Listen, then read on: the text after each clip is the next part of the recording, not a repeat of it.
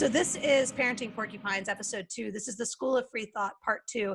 And today we're going to be talking about this concept of the duopoly and the two-party protest, meaning that if you vote for a third party, you are wasting your vote or you are shifting your vote in one direction or the other. And can we collectively, moms, just roll our eyes over this, because this is just garbage. So we're going to talk about how do you talk to your kids about voting and how voting actually works. And before we get to that, though, I want to say a couple of things. The first is that today when I was listening to Words and Numbers, the podcast that we all like pretty much think is a libertarian podcast, except that James Harrigan hates the Libertarian Party. And he said that today. And he said that the Libertarian Party had failed to convince people that they had good ideas. And he said, this is a direct quote, "Get off your ass and convince the people that you have good ideas." And so here we go. Because Parenting Porcupines is all about that. It's about convincing other moms that the Libertarian Party and libertarians in general have good ideas. And even though mostly what we're talking about is parenting, we're talking about parenting from a libertarian perspective. So I'm going to go around our little circle here and introduce everybody. I'll start with me. I'm Kasie. I'm in Columbia, South Carolina. I am a champion for new causes. Like, I have played on at least 2 sports teams that were just clubs before they went varsity. And I have always been a sucker for newbies. I teach entrepreneurship at the University of South Carolina. For me, the third party threat is not a threat. It's all about something new, building something new, rejecting the old, and moving in that direction. So Jessica, tell us about yourself. Yeah. First of all, Casey's an overachiever. Because I like to shop and drink wine and take naps. But I would say that I am principled and passionate about things, and I've never been one to go with the popular opinion. And so when we talk about the duopoly and wasted votes and the things that we're going to kind of chat about shortly, it really bothers me because I don't feel that way, and but I always stand my ground, and so I don't really care what they think about that. It's my thing, I dig that. All right, Melissa, what about you? Where are you at? And tell us how you feel about this third party threat scenario. I don't think we're a threat. I think competition is good. It brings out the best in everybody. So there's that. And we actually just got done doing 4th grade, and social studies in 4th grade is the founding of the country and the Constitution and what the Constitution says the government should be doing.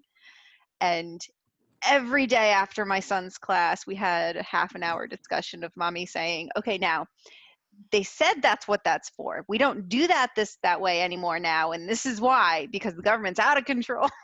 So the poor kid got a second social studies lesson every day about how it's actually supposed to work and why libertarians will make it work that way.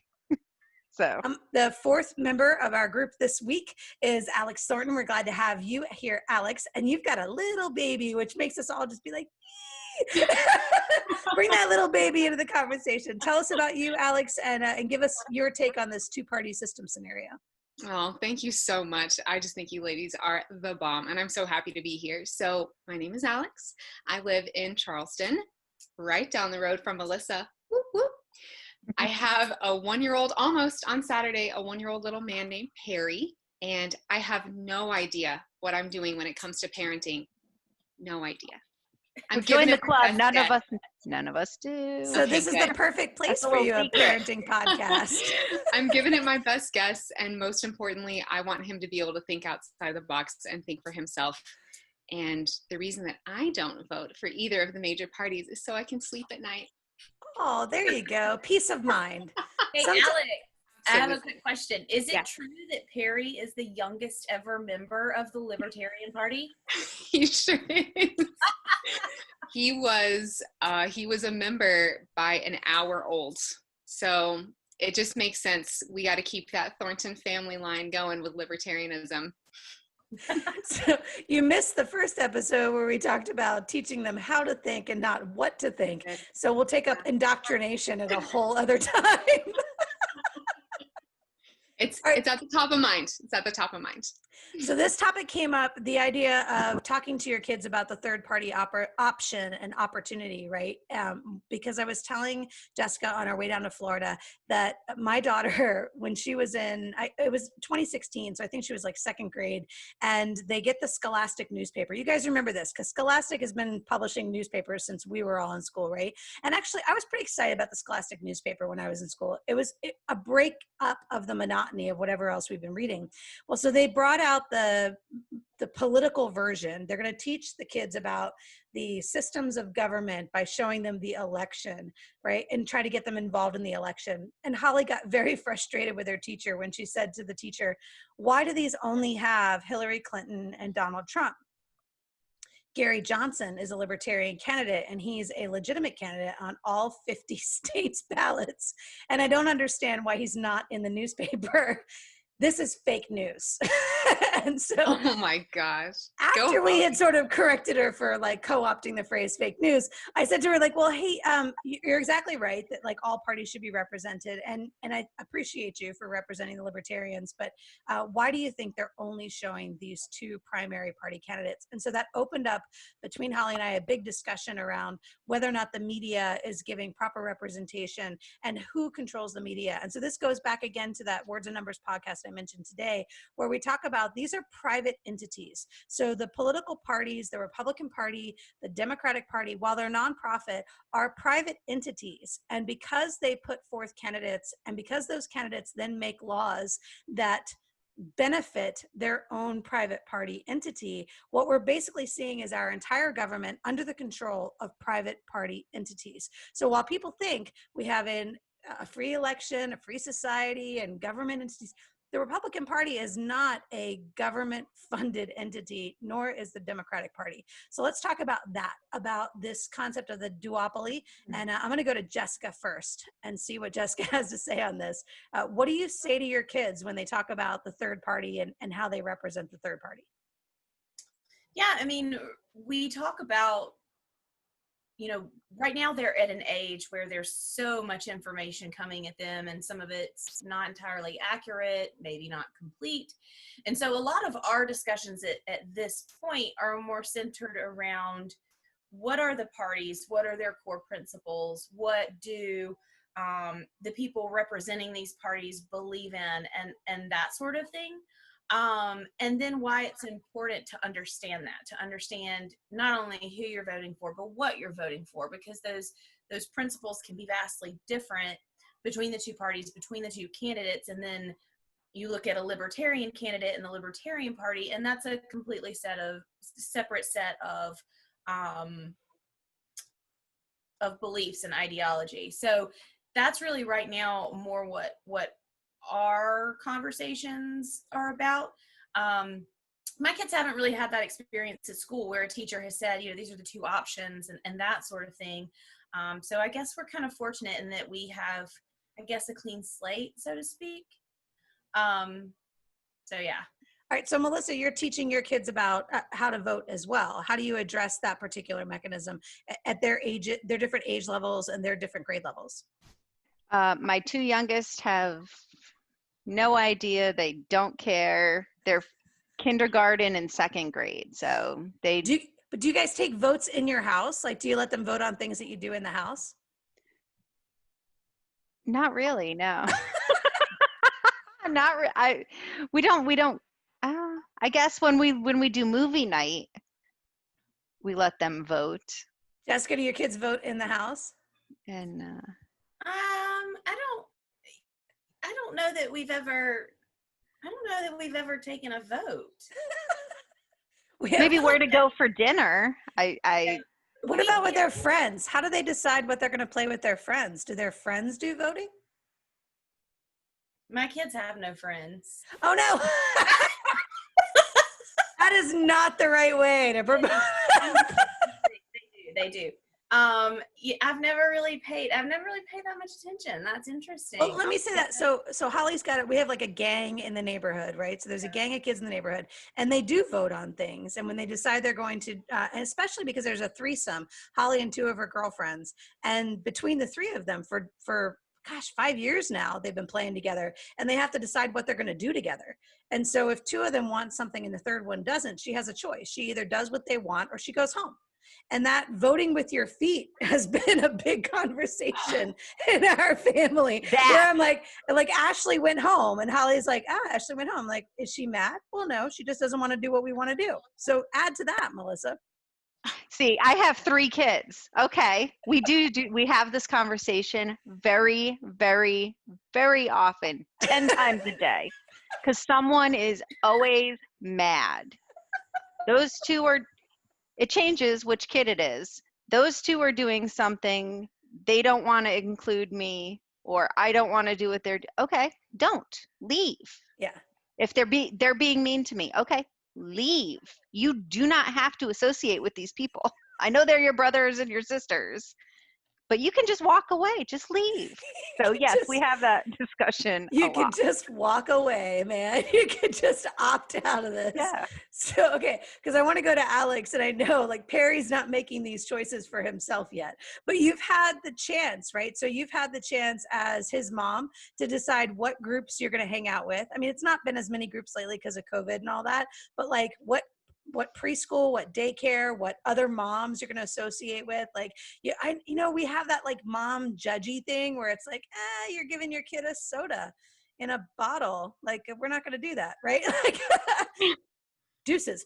So talk about that. Like, how do you kind of vote with your feet to represent Perry and what you think is best for him? I really love that question. So what I plan on doing is just exposing us to all kinds of people. So my friends are from everywhere in the country because that's the way Charleston is, right? And they have beliefs across the spectrum. And the biggest thing that I want Perry to learn is how to respect somebody, because in the end, that's what's always going to stand out. So it doesn't matter if another mom is giving her kid soda out of a bottle. I mean, it does matter. But I'm gonna side-eye that, but I'll be like, all right. He'll learn that if it doesn't affect you, then you really shouldn't have that much of a say. You can try to lead by example. And of course, we'll have to lead by example in teaching him how to lead by example. Right. But, when it comes to kind of bossing people around and things like that, it's so much better to be able to use your words and be respectful and vote with your feet, which I took a note on. And I hope that I remember that when the time comes, for sure. But something that I do think about is, when he starts asking these questions in 5, 6, 7, 8 years, are these 2 major parties even going to be here anymore? I don't know. But what is always going to be here are the principles of libertarianism. I mean, Henry David Thoreau wrote about them. Ralph Waldo Emerson wrote about them. Tolstoy wrote about them. Those are principles that are not going anywhere. So that's what he'll learn in our house. And on top of that, he'll learn respect, which also is the libertarian principle, because the nap. Yeah, so I think you hit on a couple of really important things. You said we don't get to decide whether or not other people put soda in the bottle or not, because as much as we might judge them and side-eye them, and I straight up did that when I was a mom of a little kid, like not so much now because like I don't pay any attention to them. As much as that's the case, I don't necessarily think there should be a law against that, or that the government should get involved in that, or that there should be any kind of regulations about what you can and cannot put in your baby bottle, because that's cuckoo pants. Let's talk this concept of 2 parties and the Libertarians being an underdog. And the reason I want to talk about being an underdog is because we hear a lot of times that if we vote for Jo Jorgensen, she's never going to win. And it's important to me when I talk to Holly about elections, but like pretty much about anything, that we don't go into every contest about winning. Holly's a swimmer, and so when she goes into a race, it's always about doing her personal best, trying to get a better time than she did the last time. The competition in the pool matters because they're going to make her better, but it's not necessarily about beating the person next to you. And I think putting that sort of contest in perspective is really important. So I think we sort of have this concept of like, if you either win or you don't win, but really there's some marginal victories to be had in the third party and in the Libertarians. So I want to kind of go around and talk about that, and how do you explain these sort of marginal victories to your kids? So Jessica, you're up. What do you think? Like, what's a reasonable way to talk about those marginal wins? Yeah, I mean, we talk a lot about going back to the principles. So if everybody who did not like the two major options, the R's and the D's. If all of those people who were really just sick of it said, I'm going to throw my vote behind Joe, it would probably be a landslide. I mean, really, how many people are sick and fed up, right? And so that's what we talk about, is it's not impossible. So when you hear people say it's not possible for her to win, there's no issue. And well, it is possible. And this is what we need to do. And we do the work, and my kids, they see me doing things like this, and they see me going to convention and representing our state, and they see me going to events at the local level and interacting with people, and then also the way that I treat people and espousing those beliefs. They see that. And so, I think that this idea that we can't win, that's not really, like you said, that's not really the most important thing. I mean, ideally, we would like to win. We would love to have a libertarian in the White House and in every seat in Congress.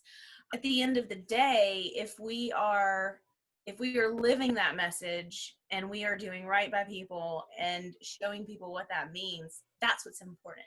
Alex, let's talk about that from your perspective. If you think about the idea of voting for a third party and somebody says to you, like, you're throwing your vote away, how would you explain? Of course, you're probably doing like I was doing when Holly was an infant. I would talk to her and pretend she talked back at me. So this is something that my precious, amazing husband, Sean, taught me. If you're going with the flow and going with a large group, you need to step back and question what you're doing, because groupthink is very, very dangerous. It takes on a life of its own, and it's not popular to think outside the box, and it's not popular to make waves, and it's not popular to be the little fish that goes outside of the school and makes its own decisions. But we strongly believe in the Thornton House that if there are large groups of people going along with something, there's probably something wrong there, and you need to step outside and you need to question it. And maybe when you question it, you will still go with the group. But that's the beautiful thing about truth, is that it can be questioned. It does hold up to the questions. So that's absolutely what we'll be teaching Perry. I don't know if we'll need to talk about it all the time like we currently do. We might need to back off a little bit so that he's not super crazy, but we'll definitely be teaching him that. What's interesting is, I think what you'll find though, and Jessica and Melissa, I think you guys can back me up on this, when you're having these conversations as they're little and they kind of grow up in them, they adopt them. And you don't necessarily know that that's their perspective. But I mean, Holly, and we're going to have later on in the series here, we're going to have an episode on LGBTQ rights. And Holly, when she first came to me and started talking about her position on LGBTQ, it was not because I had ever told her this is how we feel about it. It was because she just heard me talking about it, and she admires us, fortunately for now, right? Because she's still only 12, but at some point she's probably going to diverge, but which is what we talked about last episode. We want that. We want her to find her own path, right? But I think that as you guys are talking about them again and again, he's going to have a vocabulary that even his teachers are going to be surprised by. And when they say things to you like, he said this, and they're all sort of like confuddled about it, and you're going to go, I don't know where he got that. Right. And we'll just be sitting over there so proud, just beaming. That's exactly right. Awesome. I can't wait. That's exactly right. All right. So Melissa, let's talk about how you're helping your kids to figure this out as well. So, we like to think we're teaching the children that doing what you believe in is never a wasted effort. You can't waste your time doing something you think is worth it, whatever it is. Of course, I argue that my son's Minecraft time is useful and worth it. He thinks it is. I don't think so. But if you spend your time doing something you love and you believe in, every person you talk to is going to talk to more people. You can just start the wave, influence your little group, and that's how you get things done. It's not a big bang, it's little ripples. I love everything about that. And I will say on the Minecraft argument, because we've had this in my house as well, it's been imperative to me to support the things that Holly loves. even if I don't understand those things. And I've worked very hard to understand. So for example, your kids are probably all watching the videos of other people playing video games. And it's like, what are you doing? Why? I don't get it, right? But it's less about whether or not I understand why she's doing it and more about saying to her, you're spending your time in a valid way. And that's been something that's been harder for me as a parent to adjust to. But like going into middle school and high school, I find that my judging her, it makes everybody else judging her 10 times worse. And so I'm working really hard to be like, help me understand how this is valid to you.